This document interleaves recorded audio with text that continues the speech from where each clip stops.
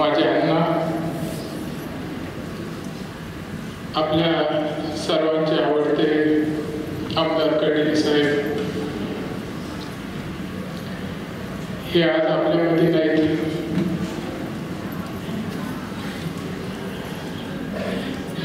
आज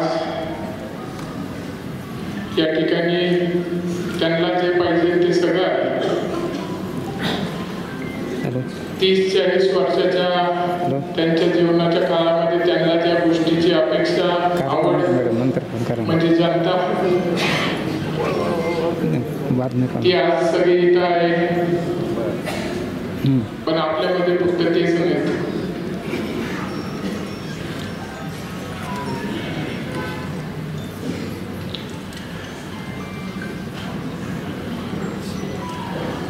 माझ्या संपूर्ण 29 वर्षाच्या आयुष्यामध्ये आणि येणाऱ्या आयुष्यामध्ये सगळ्यात वाईट आणि अवघड दिवस म्हणजे हे आहे. 17 तारीख म्हणजे माझ्या आयुष्यातली सगळ्यात वाईट तारीख आणि वाईट दिवस. भविष्यात कुठलाही क्षण असला किंवा कुठलाही प्रसंग असला तरी पण त्या दिवसांनी जी माझ्या हृदयावर चीर पाडली आहे ती कधीच भरून निघू शकत नाही. आज असा भास होतो की एवढा मोठा कार्यक्रम होतोय आणि तेच नाही तर असं वाटतं की 5 मिनिटातच ते त्या ठिकाणी पोहोचते.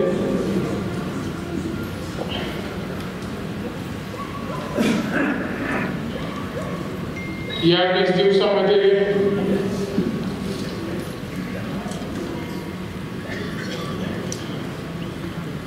सगळ्या काही गोष्टी ज्या घडल्या त्या आजही झोपताना असं वाटतं की हे कुठेतरी एक स्वप्न आहे. वाईट स्वप्न आपल्याला पडलंय. परमेश्वराला हेच मागतोय की हे एक स्वप्न असावं आणि उद्या सकाळी उठून परत साहेब आपल्या सगळ्यांसमोर असावं.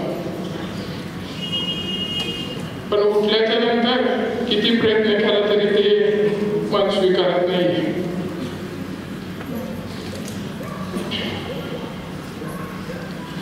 आज माझ्या जीवनात मी त्यांना जसं जन्मलंय तसं पाहतोय. प्रत्येक क्षण हा माझ्या डोळ्यासमोर ते केवळ फक्त तुमच्या सर्वांसाठी जगले.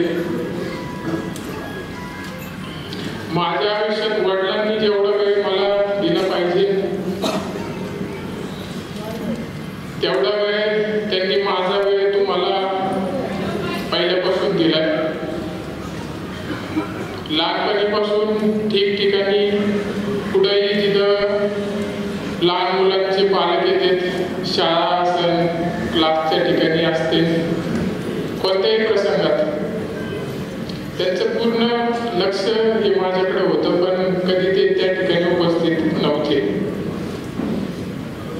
शाळेत जरी मीटिंग असली किंवा पालकांना बोलावलं तरी अक्का बाकीचे लोक यायचे पण साहेब कधीच नव्हते. कारण की त्यांनी त्यांचे संपूर्ण जीवन ही जनतेसाठी अर्पण केले. शेवटचा श्वास देखील त्यांनी जनतेसाठीच घेतला.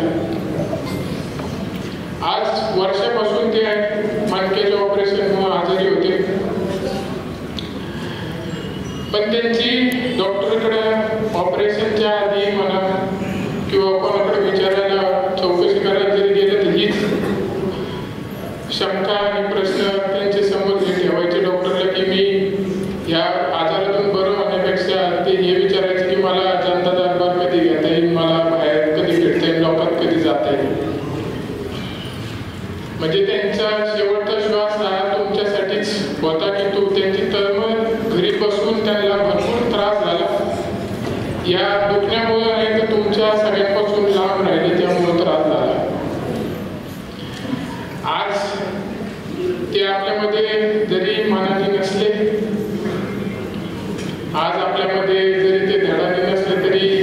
त्यांचा आत्मा हे आपल्या सगळ्यांच्या भोवती आहे.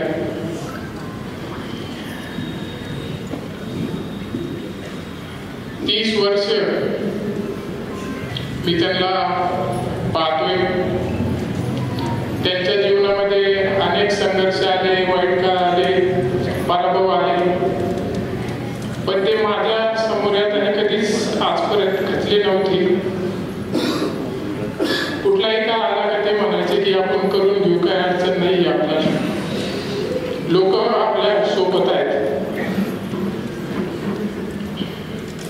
आज मला त्यांना म्हणायचे की सगळे लोक इथे आहेत, फक्त तुम्हीच नाही.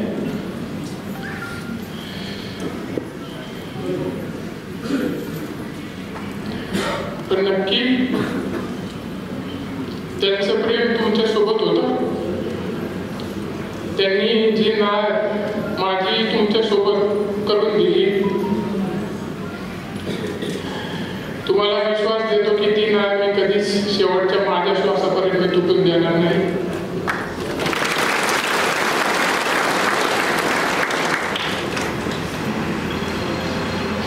संघर्ष करणं हे त्यांच्या कायम बोलण्यातून मला राहायचं की संघर्ष करायचा. आज पण तोच प्रसंग आहे. पण या 20 दिवसाच्या काळामध्ये मी पाहिले की जे लहानपणीपासून मी विचार करत होतो की कधीच तुम्ही माझ्यासोबत नाही, कोणताच कार्यक्रमाला नाही, माझ्या कोणत्याच गोष्टीला नाही, शाळेपासून तर मी कॉलेज असेल त्यानंतर असेल, पण आज मला त्या गोष्टीची किंमत कळते की त्यांनी काय कमावलं. जीवनामध्ये सगळं मिळतं, पण वडील असणं हे सगळ्यात महत्वाचं आहे. वडील काय असतं हे मला आज त्या गोष्टीची जाणीव होती.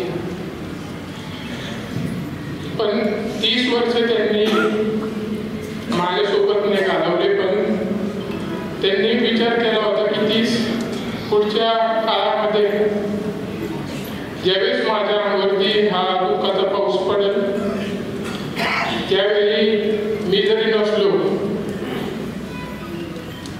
तरी त्यांनी हा मोठा आधार माझ्यासाठी उभा केला.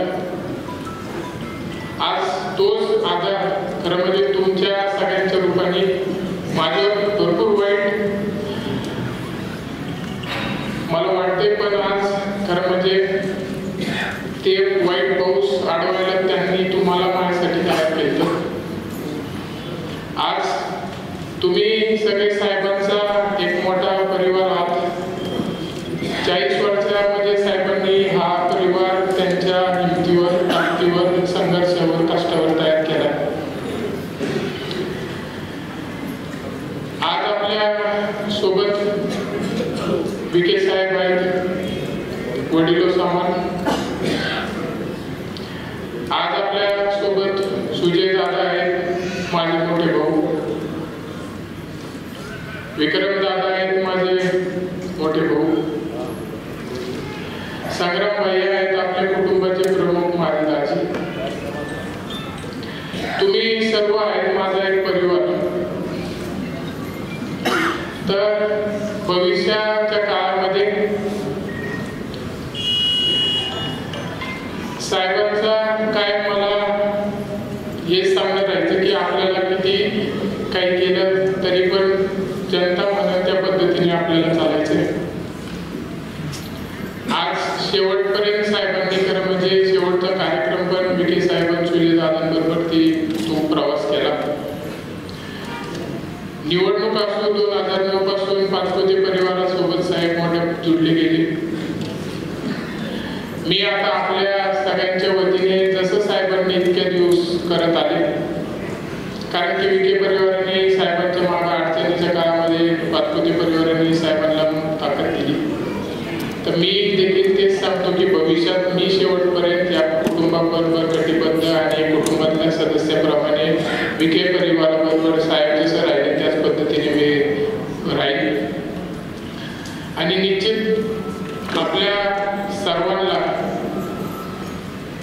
आज खूप वाईट वाटतंय. आज मला भरपूर माझ्या छातीमध्ये कसतरी होते, पोटात कसतरी होते, भरपूर वेदना या मनामध्ये आहेत. पण निश्चित साहेबांनी गेले 30-40 वर्षात जी संपत्ती तुमच्या रूपाने कमावलेली आहे, आज मला किती वेदना होत असल्या तरी मला ही संपत्ती साहेबांनी जी स्वतःच्या घाम घालून कष्ट करून कमावली, ही संपत्ती मी कधी वाया जाऊन देणार नाही. आणि जर मी आता होतो किंवा मला किती त्रास होत असला आणि मी घरात बसलो, मला इच्छा कुठली गोष्ट करायची होत नाही, पण आता त्या इच्छा पोटामध्ये घेऊन डोळे बंद केले तर मला साहेब आठवतात आणि साहेबांनी एवढं तुम्हाला कमावलं या सगळ्या गोष्टी मला आठवतात. तर नक्कीच साहेबांचा भविष्यामध्ये मला नाव ठेवायचंय. विखे परिवार, सुजय दादा, विखे साहेब, पाचपुते साहेब, विक्रम दादा, संग्राम भैया, मोनिका ताई, सगळे लोक, फडणवीस साहेब, हे सगळे आपल्याला आधार आहेत आणि यांच्या आधारावर आणि साहेबांचा आत्मा हा माझ्यामध्ये आहे. तर ह्या आधारावर भविष्याच्या वाटचालीमध्ये जसं साहेबांचा दरवाजा कायम जनतेसाठी उघडा होता, तसा दरवाजा आजपासून आपल्या सर्वांसाठी कायम उघडा आहे. आणि उद्यापासून ज्याला कुठलंही काम असो, कुठलाही कार्यक्रम असो, कुठलंही कार्य असो, कुणीही अडचणीत असो, कोणालाही कुठलाही प्रश्न असो, ज्या पद्धतीने साहेब काम करायचे त्याच पद्धतीने तुम्हाला विश्वास देतो की मी देखील त्याच पद्धतीने साहेबांना समोर ठेवून त्याच्याही पेक्षा माझा प्रयत्न राहील की साहेबांची मान अजून उंच होण्यासाठी यापेक्षाही चांगल्या पद्धतीने नक्कीच आपल्या नगर तालुक्याला राहुरी पाथर्डी मतदारसंघाच्या प्रत्येक व्यक्तीला ज्यांनी साहेबांनी शेवटपर्यंत जपत आले त्यांना